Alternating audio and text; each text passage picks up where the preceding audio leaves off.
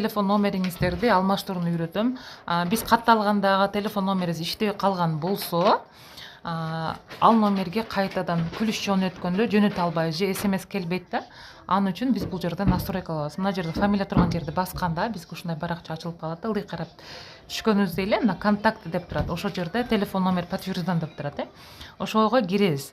Киргенде мынтип чыгып калат. Телефон кайсыл жерде катталган болсок, страна чыгып калат. Если Россиядан катталып Кыргызстанга келип калган болсоңуз, ушул жерде Кыргызстан кылып аласыз. Эгер Россияга барып калсаңыз, Россия кылып аласыз дагы. Телефон номер иштеп жаткан сим карта болуш керек да, код барыш керек. И ушул жердеги телефон номерди алмаштырасыздар дагы. Кайсыл номерге алмаштырып жатасыздар, связдагы номерди жазып туруп, мына жерде подтвердить номерди жазасыздар.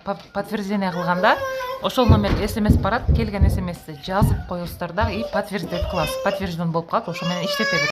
Тапшырмалар жасоо үчүн Google'дан Drive Fabric деп кирип алабыз. Ушул көк ссылкасын басып киребиз. Киргенде бизде логин ключ сурайт, логин ключту жазып киресиздер. Толтуруп болгонсуздар, анкетаны өзүңүздөрдүн данныйларыңыздар чыгат мына жерден. Анан события деген жерге кирсеңиздер, мына жерде тапшырмалар берилет. Челлендж экен, Аромания сериясына хэштег коюп биз пост жүктөшүбүз керек экен. Аны кантип жүктөйбүз? Алгач мына жерде хэштегти копировать кылып алайлы. Ушул сүрөттөрдү интернеттен алсаңыздар болот. Мен азыр үйдө болуп иштейм. Алгач бул жактан биз сүрөт алып алайлы.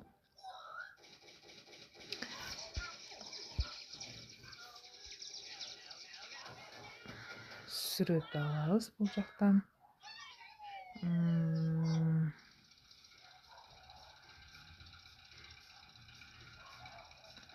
Мына жерде каяктан тапсак болот эми? Мына жерде ароматерапияга киребиз экенбиз. Арома масло, ошого окшогондордон, мына диффузор, спрейлерден. Ошентип сүрөттөрү чыгып калат. Ошол жерде эле скачать кылып жүктөсөңүздөр да болот.